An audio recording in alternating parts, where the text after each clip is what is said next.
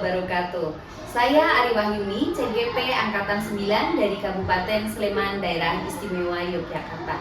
Pada kesempatan kali ini saya akan melakukan demonstrasi kontekstual wawancara tentang pengambilan keputusan dilema etika.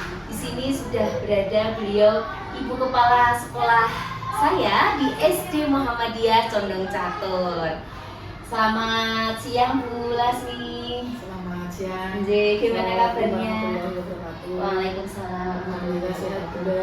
Alhamdulillah. Mohon izin Bu Lasmi, pada hari ini saya akan melakukan wawancara tentang pengambilan keputusan dilema etika di sekolah ini, Bu. Jadi apa saja yang sudah pernah atau pengalaman Ibu di dalam mengambil keputusan? Izin, nanti ada beberapa pertanyaan Bu Lasmi dan nanti kita sistemnya diskusi atau hanya cerita, silakan Jadi yang pertama Bu Lasmi, bagaimana selama ini Ibu mengidentifikasi tentang kasus-kasus yang merupakan dilema etika atau bujukan moral di sekolah Ibu?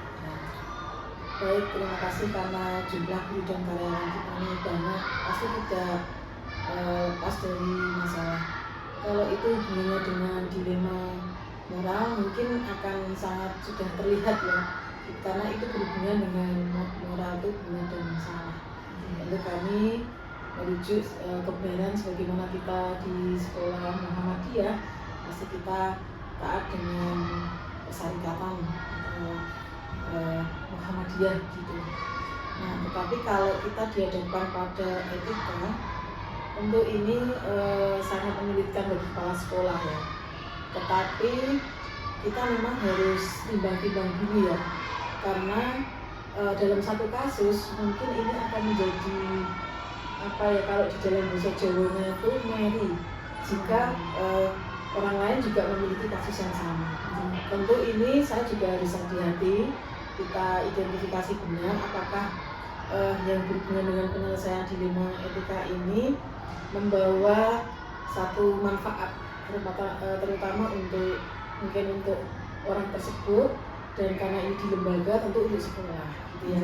Kalau dirasa itu bermanfaat untuk kemaslahatan orang lain gitu dan juga untuk sekolah kita ini, maka tentu saya harus segera mengambil keputusannya, dan kami juga akan nanti memahamkan kepada teman-teman mengapa langkah ini kita ambil, sehingga nanti tak kala ada kasus yang sama kami juga bisa memperlakukan yang sama. Itu yang kita lakukan di sekolah kita ini, seperti itu. Terima kasih Bu Lasmi. Berarti tadi sudah bisa sekaligus menjawab untuk pertanyaan yang kedua, bahwa tentang bagaimana Ibu dalam mengambil keputusan tadi sudah langsung dijelaskan ya Ibu ya. Kemudian untuk yang ketiga Bu, bagaimana langkah-langkah Ibu dalam mengambil sebuah keputusan tentang kasus-kasus dilema etika yang ada di sekolah?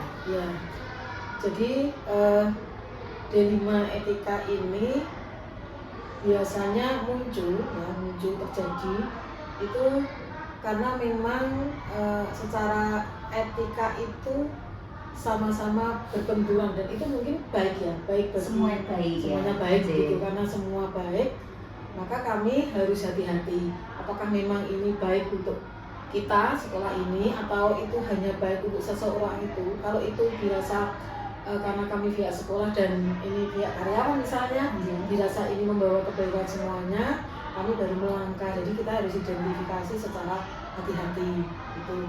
Kemudian kita lihat juga apakah kami menyatakan kebaikan itu sudah kita analisis tidak ada unsur-unsur etika, misalnya etika yang kita lawan ya. Misalnya kalau itu saya ambil tapi itu melawan etika mungkin moral juga ya akhirnya, maka barang tentu kami tidak bisa melakukannya.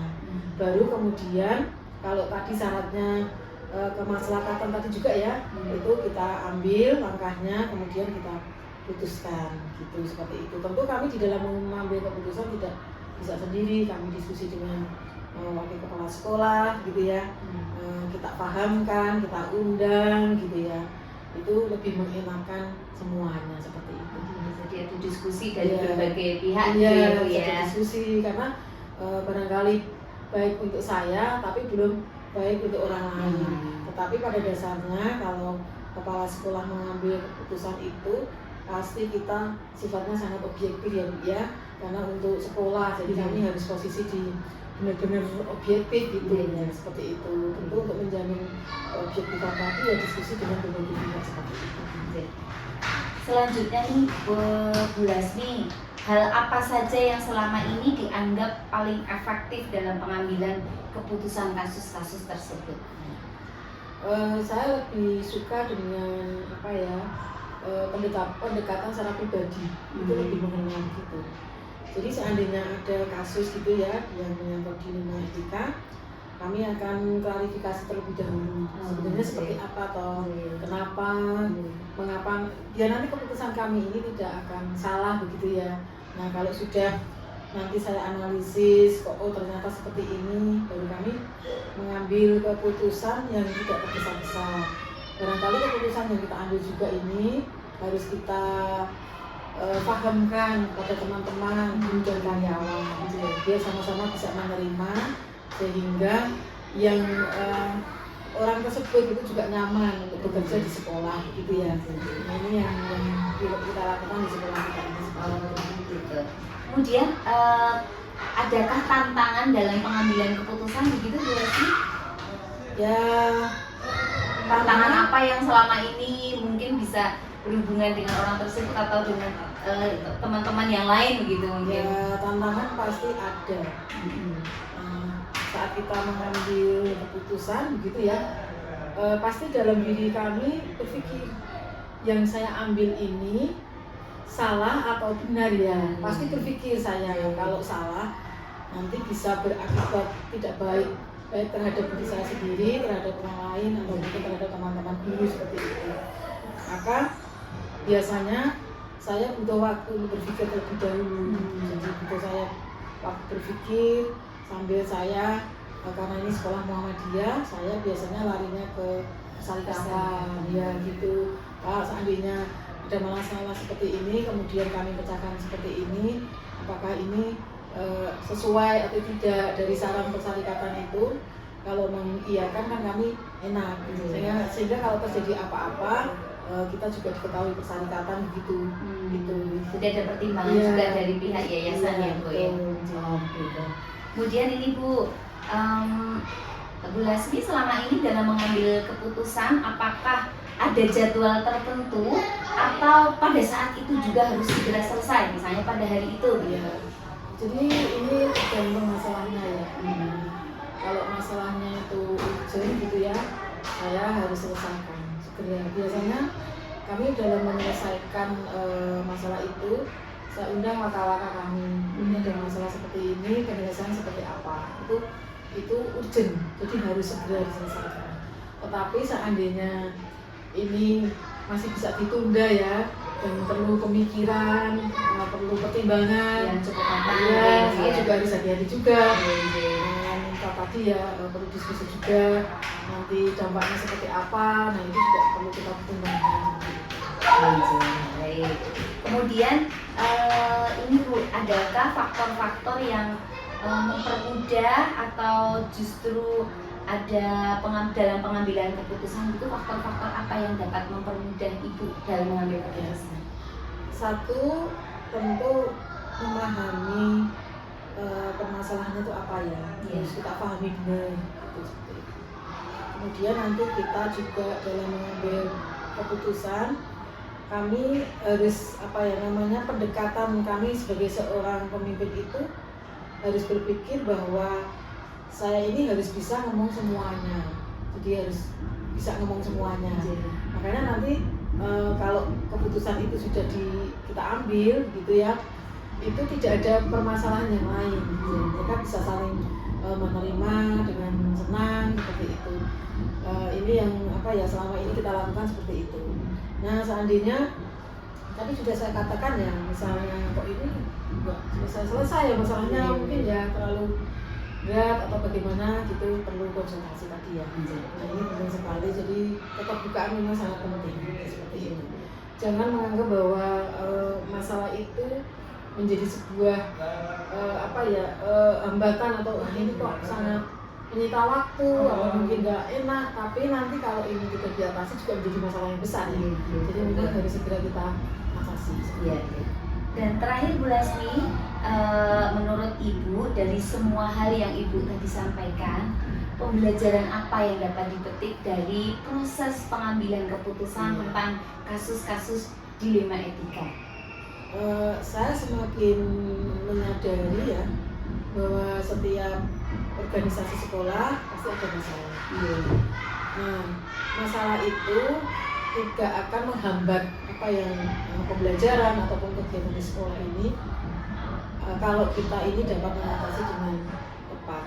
Kemudian pada diri kami pribadi, kami ini dengan adanya masalah justru kami semakin berlatih untuk dewasa, untuk bijaksana, untuk tidak memihak, untuk netral. Bahwa kita itu satu organisasi sekolah ini memang istilahnya kami itu bisa merangkul atau merangkul semuanya. Itulah ya, tentu harus yang lebih tinggi. Kalau kita kembalikan, saya harus berlatih lebih banyak kesabaran seperti itu.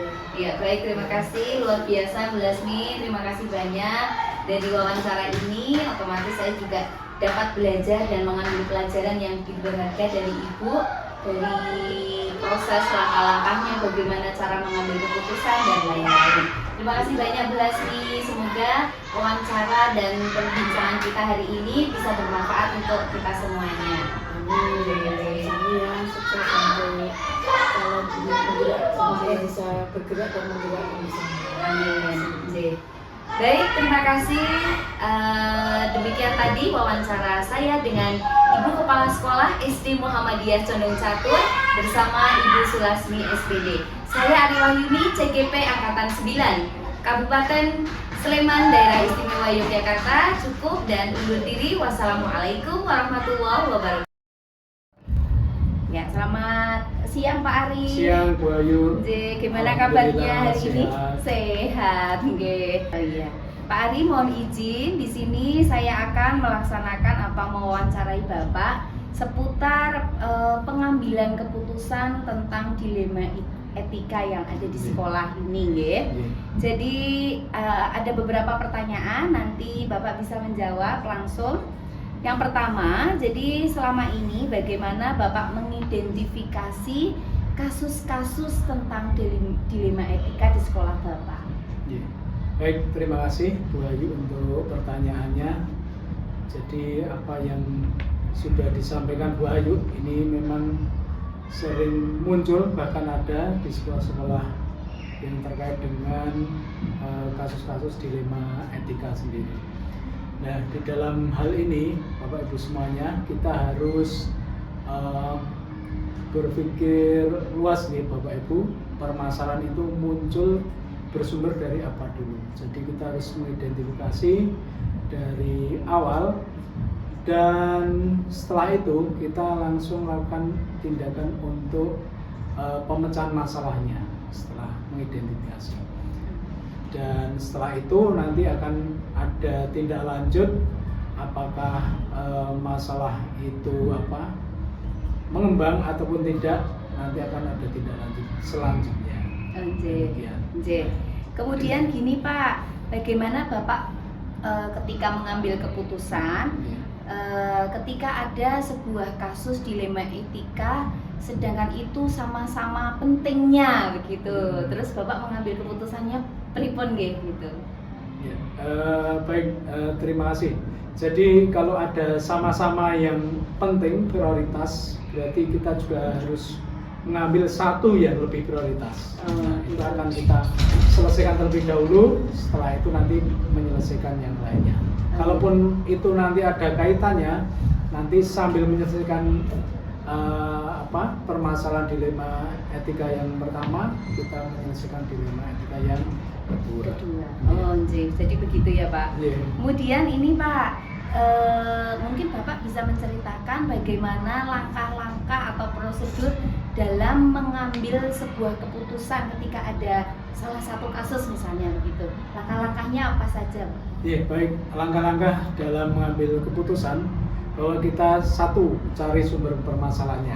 Oh, iya. Terus yang kedua hal-hal yang menyertai permasalahan tersebut Iya. kita identifikasi, bahkan kita analisis. Yang kedua kita lakukan pemecahan masalah dari awal ya, dari awal. Setelah itu kita lanjutkan yang selanjutnya. Gitu. Terus baru nanti tiba pada di keputusannya gitu ya, bagaimana Iya. pengambilan kebijakannya. JJ, terima kasih. Kemudian Pak nih, apa saja yang selama ini Bapak anggap efektif dalam pengambilan keputusan yang menurut Bapak jadi hal-hal yang prioritas jadi efektif, adakah yang membantu atau apa begitu Pak? Iya, betul. Jadi permasalahan itu kan tidak bersumber dari satu sumber, bisa saja nanti berbagai sumber, sehingga itu menjadi referensi kami nanti dalam penyelesaian masalah. Begitu, Bu. Oke. Kalau selama ini dalam pengambilan keputusan, adakah tantangan tersendiri menurut Pak Ari gitu? Tantangannya apa nih biasanya dalam mengambil keputusan gitu? Dalam mengambil keputusan harus melihat berbagai hal, berbagai aspek yang sangat luas. Tentu saja setiap permasalahan itu kan punya sumber masing-masing, sehingga kita harus lebih komprehensif ya dalam pengambilan keputusan ini. Gitu, Bu. Oh iya iya. Oke. Selanjutnya nih Pak, apakah Bapak dalam mengambil keputusan itu ada jadwal tertentu atau pada saat itu juga ketika ada masalah terus diselesaikan begitu Pak? Ya. Kalau permasalahan di saat itu juga harus segera kita selesaikan. Iya. Walaupun nanti ada kelanjutan yang menyertai dari pemecahan masalah yang muncul tadi itu. Termasuk nanti harus dalam hal pengambilan keputusan itu kita juga tidak bisa langsung kita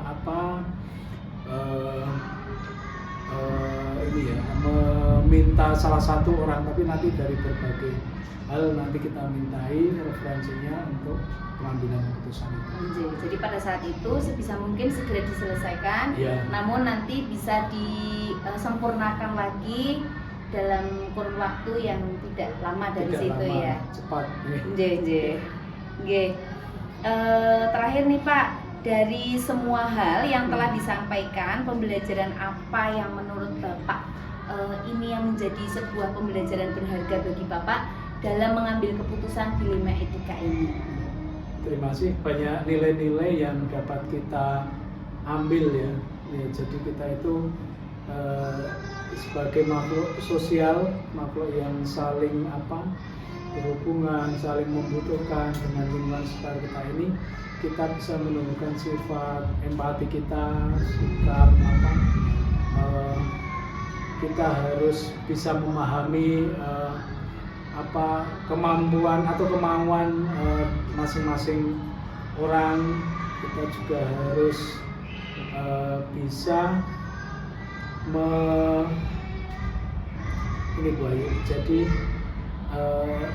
mengetahui ya, kita bisa mengetahui Latar belakang masalahnya Iya. dari masing-masing masalah yang tadi itu muncul dan sebagainya. Iya, terima kasih Bapak. Tadi sudah melakukan wawancara ya tentang mengambil keputusan di kasus-kasus dilema etika. Terima kasih banyak Pak Ari Terima sudah kasih, meluangkan Mbak. waktunya untuk Sama-sama. saya. Semoga dari wawancara ini dapat bermanfaat untuk kita semuanya. Matur nuwun sih Pak Ari. Ya. Sama-sama. Demikian tadi wawancara dari saya, CGP Angkatan 9, Ari Wahyuni dari SD Muhammadiyah Condong Catur tentang wawancara pengambilan keputusan dilema etika bersama Bapak Ari Setiawan. Terima kasih dan wassalamualaikum warahmatullahi wabarakatuh. Waalaikumsalam.